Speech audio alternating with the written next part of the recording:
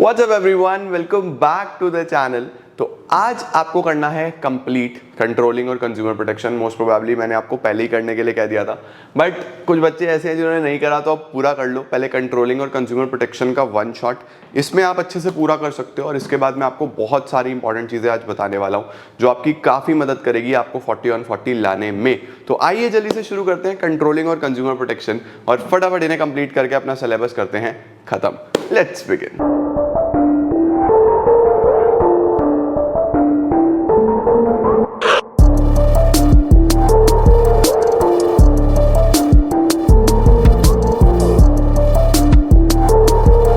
तो गाइस शुरू करेंगे हम लोग मीनिंग ऑफ कंट्रोलिंग के साथ। देखो कंट्रोलिंग का मतलब क्या होता है, इसका स्क्रीनशॉट ले लेना यहीं के यहीं। बहुत बेसिक सी डेफिनेशन है। Controlling function can be defined as comparison of actual performance with planned performance.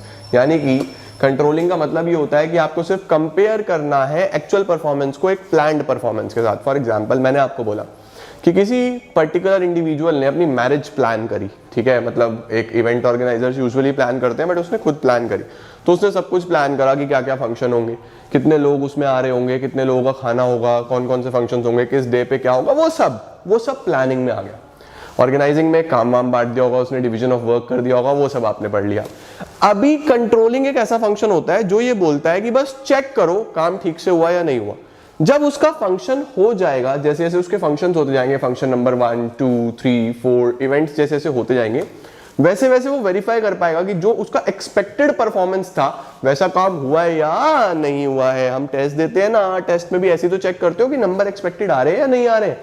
इसी को कंट्रोलिंग बोलते हैं। कंपेयर करना बेसिकली एक्चुअल परफॉर्मेंस को किसके साथ, प्लान्ड परफॉर्मेंस के साथ। एक डेफिनेशन और दी है, it leads to your goal achievement. अगर सब कुछ प्रॉपर हो रहा होगा तो आप अचीव कर लोगे या नहीं कर लोगे अपना गोल। अगर टेस्ट अच्छे जा रहे हैं तो नंबर भी बोर्ड्स में तो लेके आओगे।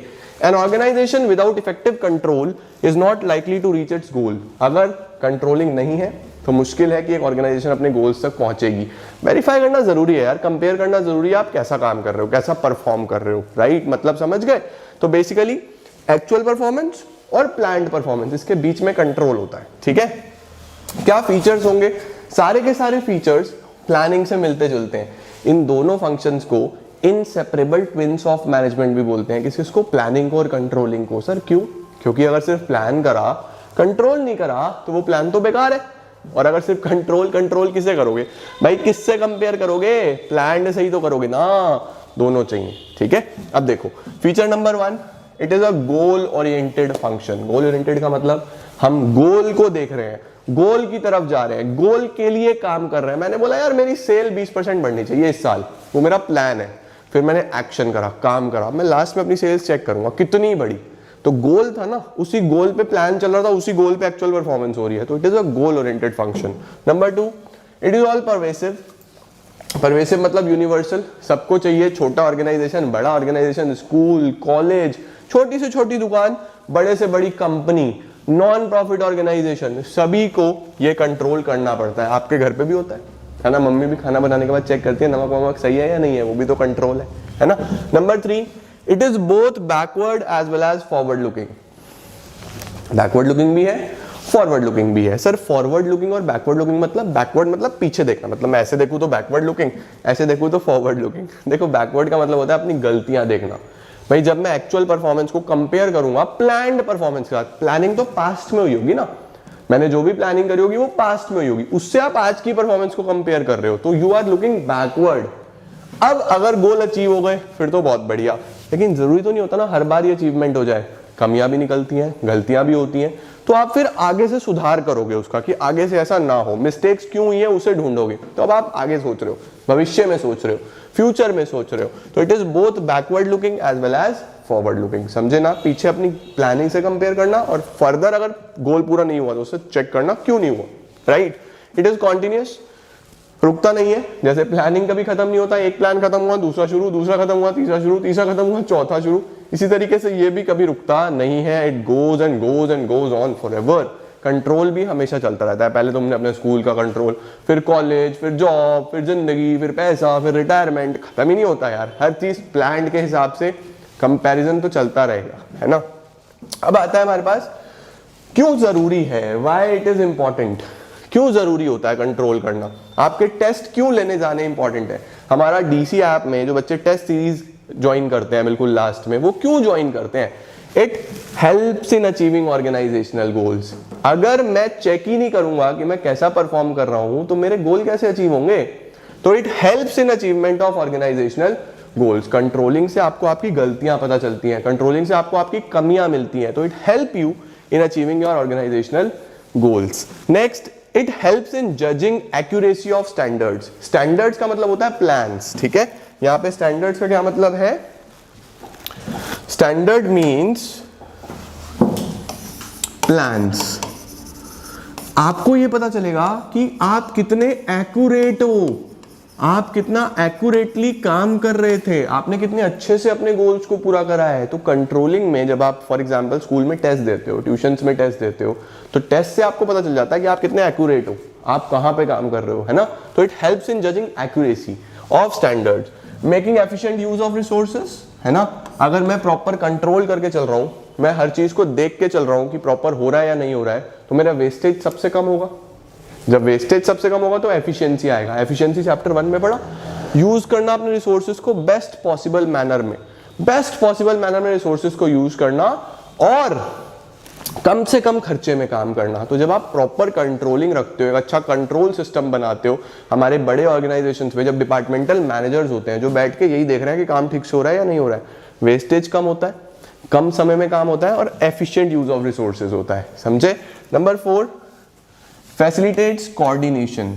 जब एक अच्छा कंट्रोल सिस्टम होता है, देखो कंट्रोल सिस्टम का काम ही होता है, जैसा फॉर एग्जांपल मैं बात करता हूं, आपके स्कूल में प्रिंसिपल क्या कर रहे हैं, आपके स्कूल में टीचर्स क्या काम कर रहे हैं, वो भी तो एक कंट्रोल सिस्टम बना के चल रहे हैं कि बच्चे अच्छे से डिसिप्लिन्ड वे में पढ़ रहे हैं या नहीं पढ़ रहे हैं। तो जब ऐसा होता है तो सभी में कोऑर्डिनेशन अच्छा होता है, कोई भी एक काम 2 बार नहीं होता, प्रॉपर्ली कोऑर्डिनेटेड वे से काम चलता है। तो जब एक अच्छा कंट्रोल सिस्टम होगा तो देयर विल बी कोऑर्डिनेशन, है ना। क्या क्या होगा, गोल पूरा होगा, हेल्प्स इन अचीविंग याद कर लेना साथ साथ। दूसरा, judging accuracy of standards, proper utilisation of resources, coordination आएगा, ऑर्डर और डिसिप्लिन बना रहेगा। भाई फॉर एग्जांपल मैं आपका बॉस हूं, मैं आपके ऊपर नजर रखूंगा, मैं देखूंगा कि सब कुछ प्रॉपर्ली हो रहा है या नहीं हो रहा है, डिसिप्लिन पूरा मेंटेन रहेगा, फुल डिसिप्लिन्ड वे में काम हो रहा होगा बढ़िया तरीके से। तो it helps in ensuring order and discipline. It improves employee motivation, employee के मोटिवेशन को इंप्रूव करने में मदद करता है। It helps in improving employees motivation. For example मैं एम्प्लॉई हूं, आप मालिक हो, आप लोग तो वैसे ही मालिक हो यार, आप मालिक हो, मैं एम्प्लॉई हूं, मैं देख रहा हूँ यार मैं जो भी करता हूँ मेरे पे कोई ध्यान ही नहीं रखता, मैं अच्छा कर रहा हूँ बुरा कर रहा हूँ, अच्छा कर रहा हूँ तो कोई अप्रिशिएट नहीं करता, बुरा कर रहा हूँ तो कोई गाली नहीं देता, मैं लेजी हो जाऊंगा, यार चलने दे यार, जैसे चल रहा है चलने दे यार, क्या फर्क पड़ता है। लेकिन अगर मेरे ऊपर एक अच्छा बॉस होगा, वो मुझे छोटी सी गलती भी होगी ना सुधारेगा, कहेगा आप यहाँ पे गलत कर रहे हो, जैसे तुम लोग मालिक लोग हो, तुम लोग मुझे सुधारोगे कि आप प्लीज ये अच्छा करो, आप प्लीज ऐसे करो, मुझे लगेगा यार मेरा बॉस तो बहुत अच्छा है, मेरी हर गलती सुधारता है, मुझे इंप्रूव करता है, मेरे ग्रोथ प्रोस्पेक्ट्स बढ़ रहे हैं, मेरे करियर प्रोस्पेक्ट्स बढ़ रहे हैं, मैं तो बहुत अच्छा काम कर रहा हूँ, मुझे आगे से मैं अगर किसी और कंपनी में जाऊंगा मैं बोलूंगा देखो कितने परफेक्शन के साथ काम करता हूँ, आई एम द बॉस, और मुझे बहुत अच्छा काम करना आ गया, मेरे बॉस ने सिखाया और मैं बॉस बन के जाऊंगा, तो मेरी ग्रोथ बढ़ती है, मेरा मोटिवेशन बढ़ता है, ठीक है। इस तरीके से ये सब इसकी इंपॉर्टेंस होती है। मैंने जितने भी नोट्स बनवाए हैं वो सब चार्ट्स की फॉर्म में बनाए हैं ताकि तुम लोग एग्जाम से पहले भी रिवाइज कर पाओ, फटाफट क्विकली वन शॉट जल्दी से हो जाए, ठीक है। इसमें एक लास्ट टॉपिक, हाँ बिल्कुल सही सुना तुमने, लास्ट टॉपिक, चैप्टर खत्म, एक चैप्टर हमने कर लिया 6 में से आज बिजनेस स्टडीज का, 6 क्लास में 6 चैप्टर करवा के दूंगा तुम्हें मैं, टेंशन लेने वाली बात ही नहीं है यार, तुम्हारा भाई जब तक है, टेंशन वाली क्या बात कर दी यार तुम लोगों ने, टेंशन मत लिया करो, ठीक है। कंट्रोलिंग प्रोसेस, बस एक मुझे काम कर देना कि साथ साथ लर्निंग मुझे चाहिए यार, साथ साथ जो भी बुक तुम फॉलो करते हो, एनसीईआरटी तो है ही है, उसके अलावा कोई भी बुक हो, ये सब रीडिंग जरूर लगानी है, और साथ साथ आज के आज याद कर लेना, कंट्रोलिंग हो जाना चाहिए, मजा तब आएगा सीरीज में, ठीक है। अच्छा, क्या क्या कंट्रोलिंग प्रोसेस में आता है, सबसे पहले setting up of performance standards. चलो परफॉर्मेंस स्टैंडर्ड्स तो सबसे पहले सेट हो जाते हैं। परफॉर्मेंस स्टैंडर्ड्स का मतलब कंट्रोलिंग शुरू ही प्लानिंग से होती है। भाई आप एक्चुअल परफॉर्मेंस को किससे कंपेयर करोगे, प्लान्ड परफॉर्मेंस से ही तो कंपेयर करोगे, तो कंट्रोलिंग किसके साथ शुरू होती है, प्लानिंग के साथ, है ना। तो सबसे पहले आपको चेक करना है कि परफॉर्मेंस स्टैंडर्ड्स क्या है, मुझे किस हिसाब से काम करना है, कौन से स्टैंडर्ड्स हैं जिसके अगेंस्ट मैं परफॉर्म करूंगा। मैंने बोला यार कल मेरा मैच है और मुझे 100 रन बनाने हैं, तो वो मेरा स्टैंडर्ड है, वो मैंने सेट कर लिया। अब मैं क्या करूंगा उसके बाद, मेजरमेंट करूंगा। कल जब मैं रन बनाऊंगा तो मैं देखूंगा मैंने कितने रन बनाए। फॉर एग्जांपल मैंने 90 रन बनाए, टारगेट था मेरा 100 रन का। तो सबसे पहले तो परफॉर्मेंस स्टैंडर्ड सेट करो। परफॉर्मेंस स्टैंडर्ड कैसा होना चाहिए, दो टर्म्स में हो सकता है अगर मैं ऑर्गेनाइजेशन की बात करूं, क्वांटिटेटिव भी क्वालिटेटिव भी। स्टैंडर्ड किस प्रकार का हो सकता है, क्वांटिटेटिव भी क्वालिटेटिव भी। What is quantitative and what is qualitative, इसकी बात करते हैं। अब क्वांटिटेटिव स्टैंडर्ड्स कौन से होते हैं, क्वांटिटी होते हैं जो आप क्वांटिटी की टर्म्स में करो। जैसे मैंने बोला मेरी सेल्स बढ़नी चाहिए 20%, मैं बोल रहा हूं कि मेरी एम्प्लॉइज की सैलरी इतनी बढ़ा दूंगा मैं अगर अच्छे से काम करेंगे, मेरी ग्रोथ प्रोस्पेक्ट्स क्या है, मैं ये सब देख रहा हूं, ये सब मेरे लिए क्वांटिटेटिव है। क्वालिटेटिव क्या होता है, मेरा एम्प्लॉय का मोटिवेशन बढ़े, मेरा एम्प्लॉय मोटिवेटेड फील करे, मेरी गुडविल इंप्रूव हो, ये सब क्वालिटीज हैं एक ऑर्गेनाइजेशन की। मैं आफ्टर सेल सर्विसेज अच्छी कर रहा हूं। तो क्वांटिटेटिव जो आप नंबर की टर्म्स में टारगेट रखोगे, क्वालिटेटिव जो आप अपने ऑर्गेनाइजेशन को अच्छा करने के लिए क्वालिटीज की टर्म्स में करोगे, जिसका नंबर से कोई मतलब नहीं है, समझ गए। उसके बाद मेजरमेंट करो कि एक्चुअली आपने कैसा परफॉर्म करा, आप एक्चुअल में अच्छा परफॉर्म कर रहे हो, बुरा परफॉर्म कर रहे हो, कैसा परफॉर्म कर रहे हो, मेजरमेंट। नंबर 3, अब कंपेयर करो। भाई 100 रन का मेरा टारगेट था, 90 मैंने बनाए, तो कंपेयर करूंगा तभी तो पता चलेगा ना कि किस हिसाब से काम हुआ है। मैंने बोला कि यार मेरी सेल 20% बढ़नी चाहिए, मेरी सेल बढ़ी 5%। कंपेयर करूंगा तो मुझे अपनी परफॉर्मेंस के बारे में पता चलेगा कि मैंने अच्छा परफॉर्म नहीं करा, समझ गए। तो बेसिकली यहाँ पे अब आपको कंपेयर करना है कि आपकी परफॉर्मेंस जो है वो कैसी है ना। अब यहाँ पे आपको समझना है कि अगर जब आप कंपेयर करोगे, अगर आपको देखा कि जो मेरा टारगेट था वो मेरा एक्चुअल परफॉर्मेंस के बराबर आ गया, कि मैंने जो परफॉर्म करा वो बढ़िया हो गया, मेरा टारगेट पूरा हो गया, तो कंट्रोलिंग प्रोसेस यहीं खत्म हो जाता है। एग्जाम में लिख के आओगे, if the actual performance meets with the target performance, controlling process end there. लेकिन अगर कुछ कमी निकली, जैसे मैंने बोला 20% सेल बढ़ानी थी, बढ़ी 5%, ये तो बहुत बड़ा डिफरेंस आ गया। तो यहां पे चौथा पॉइंट आ जाता है डेविएशंस। डेविएशंस मींस कमियां। कमियों को एनालाइज करो, क्यों कमी यार, ऐसा क्यों हो रहा है, ऐसा क्यों हो रहा है कि मेरी सेल इतनी कम हो गई है, वाई, इस चीज को एनालाइज करना है। ठीक है, अब एनालाइज करने के लिए बेटा जी दो तरीके होते हैं, दो तरीके बताए गए हैं, दो वेज बताए गए हैं। एक है क्रिटिकल पॉइंट कंट्रोल, दो अलग अलग ओपिनियंस हैं, और एक है मैनेजमेंट बाय एक्सेप्शन। आप इनमें से कोई भी चूज कर सकते हो कंट्रोल डेविएशंस को चेक करने के लिए। क्रिटिकल पॉइंट कंट्रोल बोलता है कि आप सिर्फ की रिजल्ट एरियाज पे फोकस करो। KRAS का मतलब की रिजल्ट एरियाज। जैसे की रिजल्ट एरियाज क्या होता है कि मेरे लिए यार सेल्स बहुत इंपॉर्टेंट है, मेरे लिए सेल्स ज्यादा इंपॉर्टेंट है, मेरे लिए कॉस्ट ऑफ प्रोडक्शन शायद इतनी इंपॉर्टेंट ना हो। मतलब एक अलग अलग ऑर्गेनाइजेशन के अलग अलग पॉइंट ऑफ व्यूज हो सकते हैं। मैंने बोला मेरी सेल बढ़नी चाहिए, कॉस्ट ऑफ प्रोडक्शन चाहे मेरी ज्यादा आ जाए, कोई दिक्कत नहीं। तो आपका क्या की रिजल्ट एरिया, आप उस पर फोकस करो। अगर आपके पास आपके की रिजल्ट एरिया में कोई दिक्कत नहीं है, आपने जहां के जिस हिसाब से टारगेट सेट किया था उस हिसाब से कोई दिक्कत नहीं है, तो टेंशन लेने वाली बात नहीं है, आपका ऑर्गेनाइजेशन अच्छा चल रहा है। लेकिन अगर मैं बोलूँ यार मेरी सेल्स ही नहीं बढ़ रही, वही तो मेरा एरिया था जहां से मैं प्रॉफिट कमाता था, तो अब आपको यहाँ पे एनालाइज करना पड़ेगा कि क्यों नहीं बढ़ रही यार, क्या दिक्कत हो रही है। तो यहाँ पे सबसे पहले क्रिटिकल पॉइंट कंट्रोल बोलता है जस्ट फोकस ऑन योर की result areas. Management by exception बोलता है एक ऐसा मैनेजर जो सब कुछ कंट्रोल करने की कोशिश करता है। A manager who tries to control everything ends up controlling nothing. एक इंसान जो सब कुछ अचीव करने की कोशिश करेगा वो कुछ अचीव नहीं कर पाएगा। यहां पे आपको क्या करना है, यहां पे आपको एक लिमिट सेट करनी है, एक लिमिट सेट कर देनी है, एक डेडलाइन सेट कर देनी है। जैसे मैंने बोला कि मैंने रख दिया यार कि मेरी सेल, अगर मैंने 20% टारगेट रखा है तो अगर 18-19 तक भी होगी तो भी मैं मानूंगा हाँ ठीक है मैंने अचीव कर लिया। मैंने बोला बस इतना डेविएशन मुझे दिक्कत नहीं है, इतना मुझे अलाउड है। तो मैनेजमेंट बाय एक्सेप्शन ये बोलता है कि आप एक लिमिट रखो, एक रेंज रखो। अगर आपकी रेंज में कोई चीज आ रही है, मिनिमम सा डिफरेंस है, तो आप उसे इग्नोर कर सकते हो, तो टेंशन वाली बात नहीं है। मैनेजमेंट बाय एक्सेप्शन बोलता है एक लिमिट सेट करो, एक रेंज रखो। थोड़ा बहुत तो यार फ्लक्चुएशन भी हो सकता है, बिल्कुल रिजिड मत रहो, एक रेंज सेट करो। और अगर उस रेंज के अंदर अंदर चीजें हैं तो डेविएशंस को इग्नोर कर दो। लेकिन अगर उस रेंज से कम है, फॉर एग्जांपल यहाँ पे सेल है ही 4%, टारगेट था 20, मैंने फिर भी सोचा चलो 18-19 में जाए चलेगा, 4% यार ये तो बहुत ही बुरा हो गया। तो यहाँ पे हो जाता है कि डेविएशंस मेरी बहुत ज्यादा हैं, यहाँ पे मुझे टॉप मैनेजमेंट को इसके बारे में बताना पड़ेगा और इंप्रूवमेंट के लिए काम करना पड़ेगा। इसको बोलते हैं मैनेजमेंट बाय एक्सेप्शन। तो जो हमारा डेविएशंस में क्रिटिकल पॉइंट कंट्रोल है, वो बोलता है की रिजल्ट एरियाज पे फोकस होना चाहिए। और जो मैनेजमेंट बाय एक्सेप्शन है, ये बोलता है कि लिमिट सेट करो, अगर कोई चीज लिमिट के अंदर है तो बढ़िया, लिमिट से बाहर है तो फिर उसे फटाफट ठीक करो। लास्ट होता है टेकिंग करेक्टिव एक्शंस, बस अब जो कमी है उसे ठीक कर लो। नंबर 1 परफॉर्मेंस स्टैंडर्ड सेट करना, मेजरमेंट करना, कंपेयर करना एक्चुअल परफॉर्मेंस को कौन सी परफॉर्मेंस के साथ, प्लान के साथ। ये पॉइंट इंपॉर्टेंट है, इसके ऊपर लिखना, सावधान इंडिया सवाल है, अच्छे से करना। डेविएशंस को एनालाइज करो और फिर करेक्टिव एक्शंस ले लो। ये होता है हमारा कंट्रोलिंग प्रोसेस। और इसी के साथ भाई और बहनों, ladies and gentleman, girls and boys, हमारा चैप्टर हो जाता है समाप्त। तो लेडीज एंड जेंटलमैन, चैप्टर का नाम है consumer protection. Consumer protection means एक कंज्यूमर, हर इंसान कंज्यूमर है, आप भी कंज्यूमर हो, मैं भी कंज्यूमर हूं, जो गुड्स और सर्विसेज को कंज्यूम कर रहा है, एवरीवन इज कंज्यूमर। उसको प्रोटेक्ट करने के लिए चैप्टर बनाया गया है। यानी बेसिकली देखो, हमारे ये अधिकार है हमारा कि हमें हमारे राइट्स के बारे में पता हो। एक कंज्यूमर को पता हो कि उसको क्या क्या राइट्स दिए गए हैं, उसको क्या क्या बेनिफिट्स दिए गए हैं हमारे कॉन्स्टिट्यूशन के द्वारा, सो दैट कोई भी सेलर उसको एक्सप्लॉइट ना कर पाए। तो कंज्यूमर प्रोटेक्शन में हमारे पास क्या क्या आता है? सबसे पहले तो कंज्यूमर होता कौन है। इसके अंदर मेनली ये 2 पॉइंट्स आपको पता होने चाहिए। According to consumer protection act, एक बात याद रखिएगा बेटा, अगर आपके पास कंज्यूमर प्रोटेक्शन एक्ट 1986 वाली बुक है तो प्लीज उस बुक से ना पढ़ के कंज्यूमर प्रोटेक्शन एक्ट 2019 वाली बुक से पढ़ें। आपके सिलेबस में लेटेस्ट एक्ट है consumer protection act 2019।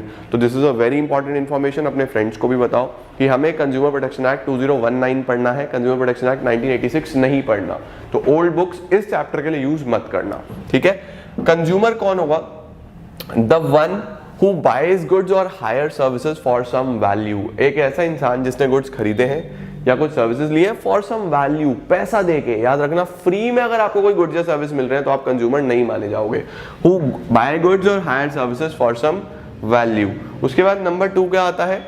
Any user of such goods. For example, मैंने कोई गुड्स नहीं खरीदा लेकिन मैं यूजर हूं उस पर्टिकुलर गुड का या उस पर्टिकुलर सर्विस का with the approval of the buyer. For example, Chintu ने गुड्स खरीदे थे। फॉर एग्जाम्पल, चिंटू ने एक लैपटॉप खरीदा था।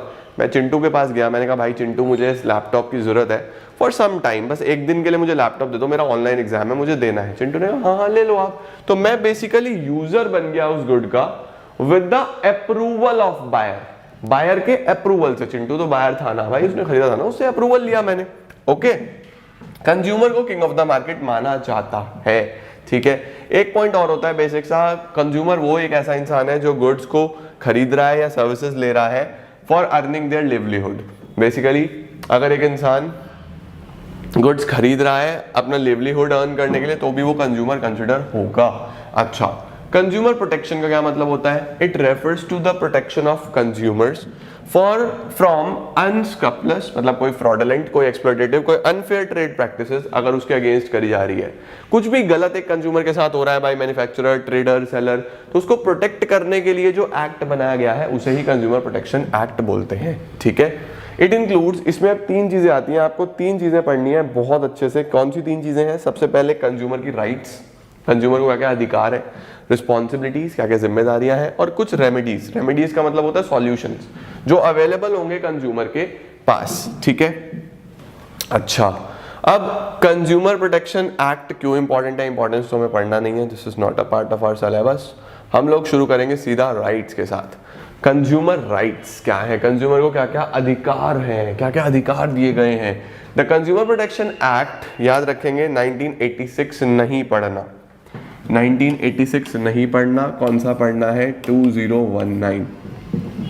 कन्फेर्स the following 6 rights to consumer. कितनी राइट्स दी गई हैं इस एक्ट में? 6 राइट्स दी गई हैं। कौन कौन सी 6 राइट्स दी गई हैं? सबसे पहली दी गई है मेरे पास राइट टू सेफ्टी। देखो 6 राइट्स हैं, इस पे आपके पास केस स्टडी आएगा, तो इसमें आप बस बेसिक चीजें याद रखना कि किस किस चीज के लिए राइट दी गई है। राइट टू सेफ्टी का क्या मतलब होता है? राइट टू सेफ्टी का मतलब होता है कि किसी भी प्रकार का अगर कोई गुड मुझे फिजिकल डैमेज कॉज कर रहा है, फिजिकल डैमेज कॉज कर रहा है, फिजिकल हार्म क्रिएट कर रहा है। फॉर एग्जांपल, चिंटू ने एक नया फ्रिज लिया, ISI मार्क वाला, फ्रिज खोला, एकदम से ब्लास्ट हो गया, चिंटू ब्लैक हो गया सारा का सारा, उसको फिजिकल डैमेज हो गया, उसकी हेल्थ को नुकसान हो रहा है। तो अब वो इस राइट के अंडर, राइट टू सेफ्टी के अंडर, कंज्यूमर प्रोटेक्शन एक्ट में जो राइट दिया गया है वो सेलर के ऊपर केस कर सकता है कि तुम्हारा गुड खराब था, मेरी सेफ्टी को इसने एक्सप्लॉइट करा है, मैं सेफ नहीं हूं आपके गुड्स की वजह से, है ना। तो किसी भी तरीके का कोई फिजिकल डैमेज अगर किसी प्रोडक्ट से हो रहा है तो दिस इज योर राइट कि आप उसके अगेंस्ट केस कर सकते हो। राइट टू इंफॉर्मेशन, इंफॉर्मेशन में याद रखो प्रोडक्ट के बारे में कंप्लीट डिटेल्स। कंप्लीट तो नहीं मिलती किसी को भी, बट फिर भी दिस इज योर राइट कि आपको प्रोडक्ट के बारे में डिटेल मिले। आप कोई भी प्रोडक्ट बाय करते हो उसके पीछे कंटेंट दिए होते हैं, उसके एमआरपी दिया होता है, बैच नंबर दिया होता है, डेट ऑफ मैन्युफैक्चरिंग दिया होता है, एक्सपायरी डेट दिया होता है, कितना प्रोटीन का वो भी जो भी है वो सब दिया होता है, समझ रहे हो। तो बेसिकली कंज्यूमर को ये राइट है, इसीलिए दिया जाता है कि उसको इंफॉर्मेशन होनी चाहिए कि वो जो प्रोडक्ट खरीद रहा है उसमें असल में है क्या, वो प्रोडक्ट बना किससे है, कैसे बना है। तो this is your right to get information about the product, ठीक है। राइट टू चूज का मतलब कि आपको चॉइस करने का अधिकार है, कोई भी आपको जबरदस्ती कोई भी प्रोडक्ट नहीं दे सकता। ऐसा नहीं हो सकता कि आप किसी दुकान पे जाओगे मुझे टी शर्ट लेनी है, उसने कहा ये एक ही है यही लेनी पड़ेगी, ऐसा नहीं होता। आपका राइट है, आप चॉइस कर सकते हो, आपको जो पसंद आया वो लो, पसंद नहीं है तो मत लो यार, this is your right, consumer का अधिकार है, ठीक है। बहुत सिंपल सा है। राइट टू बी हर्ड का मतलब क्या होता है? राइट टू बी हर्ड का मतलब होता है कि अगर आप किसी प्रॉब्लम में हो, आपके प्रोडक्ट से आपको लग रहा है कि कुछ इशू है या आपको कोई सर्विस पूरी नहीं मिली, तो दिस इज योर राइट, आप कंप्लेन करो पहले सेलर को, आप सेलर को बोलो, सेलर आपको सुनेगा, seller will hear your complain. अब आप देखोगे इसका सबसे बड़ा एग्जांपल होता है कस्टमर केयर। आपने देखा ना, आप कोई भी एप्स यूज करते हो, चाहे आप online food delivery apps use करते हो या आप कोई भी कम्युनिकेशन नेटवर्क यूज करते हो, कोई भी सिम यूज करते हो, तो उन सिम में कुछ रिचार्ज का इशू है, कुछ और प्रॉब्लम होता है, तो उनके कस्टमर केयर्स होते हैं। आप कॉल करो, वो आपकी प्रॉब्लम को सॉल्व करने की कोशिश करेंगे, करे ना या करे वो अलग बात है, बट हाँ उन्हें वो सर्विसेज देनी पड़ती हैं एक कस्टमर को। उसको कौन सी राइट के लिए दी जाती है? आपको राइट टू बी हर्ड, क्योंकि आपका अधिकार है कि अगर आपको कोई सर्विस नहीं मिल रही तो आपकी सुनवाई होनी चाहिए, सुनवाई नहीं होगी तो काम नहीं चलेगा। Right to consumer education, consumer education का मतलब क्या होता है कि आपको अवेयरनेस होनी चाहिए, अवेयरनेस अबाउट योर राइट्स। हम लोग के करिकुलम में ये चैप्टर क्यों डाला गया है, हमारे सिलेबस में चैप्टर क्यों डाला गया है? Because of this right, right to consumer education. TV पे बहुत सारे एड्स आते हैं, जागो ग्राहक जागो, और ये सारी चीजें गवर्नमेंट अलग अलग कैंपेन्स चलाता है, क्यों चलाता है? Because of this right. Right to consumer education ये बोलता है कि कंज्यूमर का राइट है कि वो एजुकेटेड हो, अवेयर हो about his rights, his responsibility, और उसको पता हो कि एक कंज्यूमर को क्या क्या अधिकार दिए गए हैं हमारे संविधान में। नेक्स्ट क्या होता है? Right to seek redressal. Right to seek redressal का मतलब होता है प्रॉब्लम का सॉल्यूशन मिलना, solution of problem. Right to be heard में आपकी बात सुनी जाएगी, यहां पे आपको उसका सॉल्यूशन दिया जाएगा, तो ये उससे एक स्टेप आगे है, ठीक है। जैसे कि अगर कोई गुड्स डिफेक्टिव है तो सबसे पहले आपका डिफेक्ट दूर करा जाएगा, यानी कि रिपेयर करा जाएगा। रिपेयर नहीं हो सकता तो रिप्लेस करा जाएगा, नया गुड दिया जाएगा। वो भी नहीं हो सकता तो रिफंड करा जाएगा, पैसा वापस दिया जाएगा। ये सारी चीजें हमारे पास इसके अंदर आ जाती हैं। राइट टू सीक रिड्रेसल में बोलता है कि मेरी जो भी प्रॉब्लम है उसे दूर करो ना यार, ये मेरा अधिकार है। अगर आप गुड सही कर सकते हो तो सही करके दो, सही नहीं कर सकते तो बदल के दो, बदल के नहीं दे सकते तो मेरे पैसे वापस करो। ये हमारा राइट टू सीक रिड्रेसल में आ जाता है। So there are 6 rights: right to safety, physical damage के अगेंस्ट, right to information, आपको जानकारी होनी चाहिए प्रोडक्ट के बारे में, right to choose, आप चॉइस करो, अच्छे से वैरायटी देखो, right to be heard, कोई प्रॉब्लम है तो आपकी बात सुनी जाएगी, right to education, consumer education, consumer को सब कुछ पता होना चाहिए, अवेयर होना चाहिए, and right to seek redressal, अगर किसी भी प्रकार की मुझे कोई समस्या आई है तो मुझे उसका सॉल्यूशन दो, सही करके दो मुझे, ठीक है। ये बेसिक 6 राइट्स हैं जो कंज्यूमर को दी गई हैं। Next we are having consumer की रिस्पॉन्सिबिलिटीज। सिर्फ अधिकार नहीं होते, जिम्मेदारियां भी होती हैं। अगर आप मार्केट में जाते हो, कोई कंज्यूमर खुद ही बेवकूफ बनने लगे तो राइट्स का क्या होगा, है ना। सबसे पहली चीज, always insist on cash memo. आप कैश मेमो लेके चलो हमेशा, you should always insist on cash memo. Consumer must be quality conscious, consumer को क्वालिटी कॉन्शियस होना जरूरी है, उसको क्वालिटी का ध्यान रखना चाहिए खुद ही, वो अच्छी क्वालिटी का सामान ले खुद ही। Number 3, filing complaints for redressal of genuine grievances. आपकी अगर कोई जेन्युइन प्रॉब्लम है तो ही आप कंप्लेन फाइल करो, आप खुद का और कोर्ट का दोनों का ही टाइम वेस्ट मत करो। जितने भी कंज्यूमर कोर्ट्स हैं वो आपकी प्रॉब्लम्स के लिए बैठे हैं, बट वो कंप्लेन जेन्युइन होनी चाहिए, दिस इज योर रिस्पॉन्सिबिलिटी, ठीक है। कॉशियस कंज्यूमर, कॉशियस का मतलब होता है कि वो अवेयर हो, सतर्क हो, सावधान हो कंज्यूमर, और वो बहुत अच्छे से सारे की सारी मार्केट प्लेस को रिसर्च करके फिर सामान ले। Consumer must exercise his rights. Consumer की रिस्पॉन्सिबिलिटी है कि वो अपने अधिकारों को एक्सरसाइज करे। हम लोग सब जानते हैं बट हम लोग इग्नोर करते हैं। आपको इग्नोर्ड कंज्यूमर नहीं बनना है, आपको कॉशियस कंज्यूमर बनना है, आपको अपने राइट्स को एक्सरसाइज करना है। You should exercise your rights, क्योंकि आपको अधिकार दिए गए हैं तो उसका फायदा उठाओ ना। बट रियलिटी यही है कि हमारे सिस्टम ऐसा है कि ये किताबों में तो चीजें अच्छी लगती हैं बट सच में कोर्ट ही इतने लंबे लंबे लंबे लंबे केसेस चलते रहते हैं, तो लोग इसीलिए एक्सरसाइज नहीं करते हैं। बट आप लोग सब जागरूक होंगे, यूथ है, यंग जनरेशन है, सब जागरूक होंगे तो डेफिनेटली सिस्टम को भी चेंज होना पड़ेगा। सभी को एक साथ मिलकर करप्शन को हटाना है और अपनी राइट्स को एक्सरसाइज करना है। से नो टू करप्शन, खुद से ही पैसा मत दो किसी भी जगह पे, बिल्कुल खत्म करो करप्शन को अपने देश में से। हम लोग करेंगे तो ही हो पाएगा। कोई सरकार, कोई भी, कुछ भी ये चीज दूर नहीं कर सकती जब तक कंज्यूमर अवेयरनेस नहीं होगी। तो कंज्यूमर को, पब्लिक को अवेयर होना बहुत जरूरी है, ये हमारा राइट है, ये हमारी रिस्पॉन्सिबिलिटी है। नेक्स्ट क्या होता है हमारे पास, क्या क्या रेमेडीज अवेलेबल है अगर कंज्यूमर की कंप्लेन होती है। मैंने बताया पहले तो डिफेक्ट हटाओ, नहीं हटता तो रिप्लेस करो, तब भी नहीं होता तो रिफंड करो। उसके अलावा अगर मुझे कोई लॉस हुआ है तो उसके लिए मुझे कंपनसेट करो, पैसा दो। और अनफेयर ट्रेड प्रैक्टिसेस डिसकंटिन्यू करो, बिल्कुल बंद कर दी जाए। ये बेसिक सारी की सारी रीड करने वाली चीजें हैं, इन्हें आप एक बार स्क्रीनशॉट लेके प्रॉपर रीडिंग लगा के डिटेल में आप रख सकते हो, ठीक है। अच्छा जी, अब कंज्यूमर के पास क्या क्या तरीके हैं कंज्यूमर प्रोटेक्शन के लिए। Number 1, self regulation by business, खुद से ही प्रॉपर्ली सारा सेल्फ रेगुलेशन, सेल्फ रूल्स बने। बिजनेस एसोसिएशंस हैं, कंज्यूमर अवेयरनेस है, कंज्यूमर ऑर्गेनाइजेशंस है और गवर्नमेंट है, ये सब कंज्यूमर को प्रोटेक्ट करने के लिए काम कर रहे हैं। बट जो सबसे इंपॉर्टेंट आता है वो आता है ये कि अगर मैं सेटिस्फाई नहीं हूं, मुझे कोई कंप्लेन करनी है किसी के अगेंस्ट, तो मैं कहां पे करूं। तो हमें एक 3 टियर सिस्टम दिया गया है जिसके अंदर 3 ऐसी बॉडीज रखी गई हैं जो आपकी कंप्लेन सुनेगी। एक डिस्ट्रिक्ट लेवल पे, एक स्टेट लेवल पे और एक नेशनल लेवल पे। मतलब आपके शहर के लेवल पे डिस्ट्रिक्ट कोर्ट्स होते हैं ना, जैसे वैसे कंज्यूमर के लिए डिस्ट्रिक्ट फोरम्स बनाई जाती हैं। फिर स्टेट लेवल पे बनाई जाती हैं, फिर नेशनल लेवल पे बनाई जाती है, एंड देन हमारा सुप्रीम कोर्ट होता ही है। तो सुप्रीम कोर्ट तो सबसे लास्ट की बात है। पहले अगर कंज्यूमर को कंप्लेन करनी है तो 3 जगह है उनके पास, district forum, state commission, national commission. साथ साथ याद कर लो, district forum, state commission, national commission. बात करूं अगर मैं डिस्ट्रिक्ट फोरम की, सबसे पहले हम बात करते हैं कि ये कैसे बनेगी। डिस्ट्रिक्ट फोरम में कौन कौन होगा, एक प्रेसिडेंट और 2 मेंबर, जिसमें से एक का विमेन होना जरूरी है। यानी डिस्ट्रिक्ट फोरम में एक प्रेसिडेंट होगा और 2 मेंबर्स होंगे जिसमें से एक विमेन होगी, पक्का, ज्यादा भी हो सकते हैं बट कम से कम। इसके अंदर it consist of a president and 2 other members, one of the member have to be a women. इसके अंदर भी एक प्रेसिडेंट और 2 मेंबर्स जिसमें एक विमेन होना जरूरी है। इसमें भी it consist of a president but 4 members, याद रखेंगे 4 members, one of them needs to be a women, ठीक है। ये बेसिक इसका कंपोजिशन है। प्रेसिडेंट कौन हो सकता है भाई, ये डिस्ट्रिक्ट लेवल पे है तो वर्किंग और रिटायर्ड जज ऑफ डिस्ट्रिक्ट कोर्ट, एक वर्किंग या फिर रिटायर्ड जज डिस्ट्रिक्ट कोर्ट के। वर्किंग और रिटायर्ड जज ऑफ हाई कोर्ट, स्टेट में हाई कोर्ट के होने चाहिए। और नेशनल लेवल पे वर्किंग और रिटायर्ड जज ऑफ सुप्रीम कोर्ट, बेसिक सा पॉइंट है, ठीक है।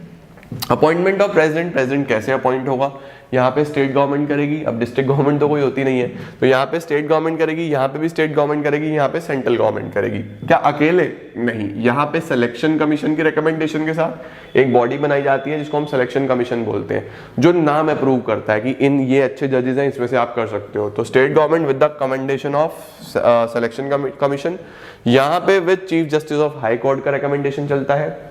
हाई कोर्ट का जो चीफ जस्टिस होगा, चीफ जस्टिस का मतलब जो टॉप लेवल के हमारे जज साहब होंगे उनको चीफ जस्टिस बोलेंगे हम लोग हाई कोर्ट के।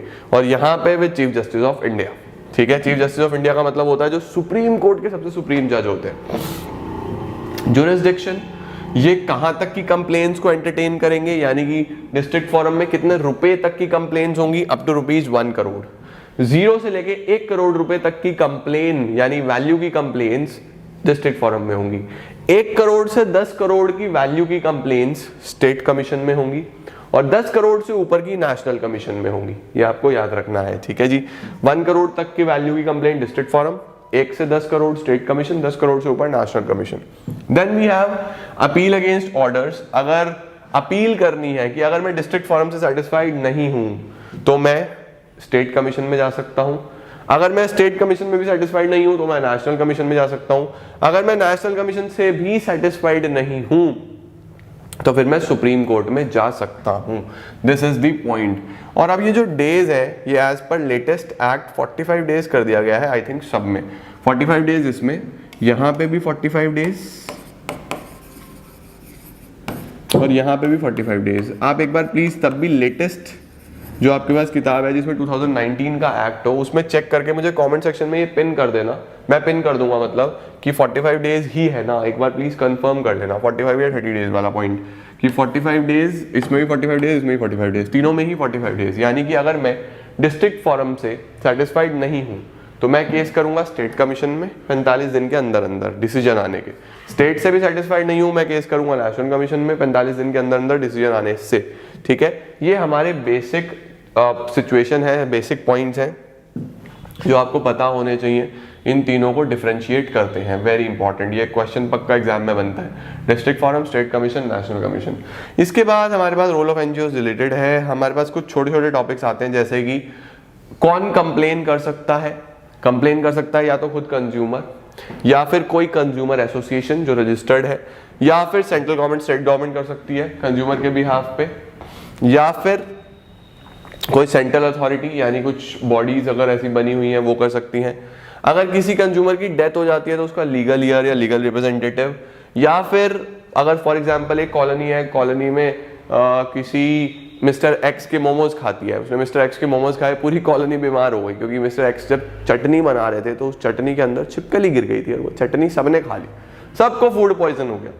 अब वो उनका राइट है कि वो मिस्टर एक्स के ऊपर केस कर सकते हैं। अब सारे के सारे हॉस्पिटल में है तो कौन करेगा? जिन 2-3 लोगों ने नहीं खाई होगी वो कर सकते हैं। यानी one or more consumer on behalf of numerous consumers, legal heir or representative of a deceased consumer, वो इलीगल ईयर भी कर सकता है। किसके अगेंस्ट कंप्लेन हो सकती है? सेलर के अगेंस्ट, मैन्युफैक्चरर के अगेंस्ट, डीलर के अगेंस्ट जिसने ये डिफेक्टिव गुड्स बेचे हैं। सर्विस अगर प्रोवाइडर है तो सर्विस प्रोवाइडर के अगेंस्ट, वही बात है गुड्स के केस में और सर्विस के केस में। उसके बाद किसको कंज्यूमर नहीं माना जाता? ये लोग कंज्यूमर नहीं है तो ये कंप्लेन भी नहीं कर सकते। पहली बात, जिसने रीसेल के लिए गुड्स खरीदा है वो कंज्यूमर नहीं माना जाएगा, ठीक है, क्योंकि वो तो खुद एक सेलर है, वो तो बेच रहा है। कंज्यूमर है जो कंज्यूम करे, ठीक है। The person who uses the goods without the approval of buyer, second point में था ना, कंज्यूमर वो जो अप्रूवल से, चिंटू के अप्रूवल से लैपटॉप लिया था ना मैंने, अगर मैं बिना पूछे उससे लैपटॉप लेके चला गया और फिर ब्लास्ट हो गया, वो कहेगा अरे यार मैंने रखा इसलिए था, खराब था, है ना, तो अप्रूवल के बिना आप कंज्यूमर नहीं बनोगे। Person who avails the services without the approval of buyer, जो एक्चुअल बायर है सर्विस का, अगर उसकी अप्रूवल के बिना आपने सर्विसेज यूज करी तो भी आप कंज्यूमर नहीं माने जाओगे।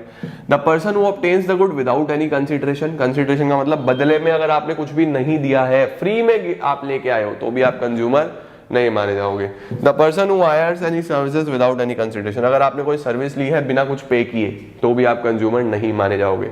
तो कंज्यूमर कौन नहीं होते? ये लोग कंज्यूमर्स नहीं होते, ये भी आपको पता होना चाहिए। ये कंज्यूमर्स नहीं है, ऊपर कंज्यूमर्स हैं। मेनली इस चैप्टर में 3 पॉइंट्स आते हैं। कौन क्या कहा? 3 पॉइंट्स। कंज्यूमर राइट्स कौन कौन सी हैं, कंज्यूमर की रिस्पॉन्सिबिलिटीज कौन कौन सी हैं, और कंज्यूमर के लिए रिड्रेसल एजेंसीज कौन कौन सी हैं। इससे बाहर इस चैप्टर से क्वेश्चन नहीं बनता। तो मेक श्योर आप ये प्रिपेयर करो और आपका ये चैप्टर भी हो जाएगा प्रिपेयर, कवर और समाप्त।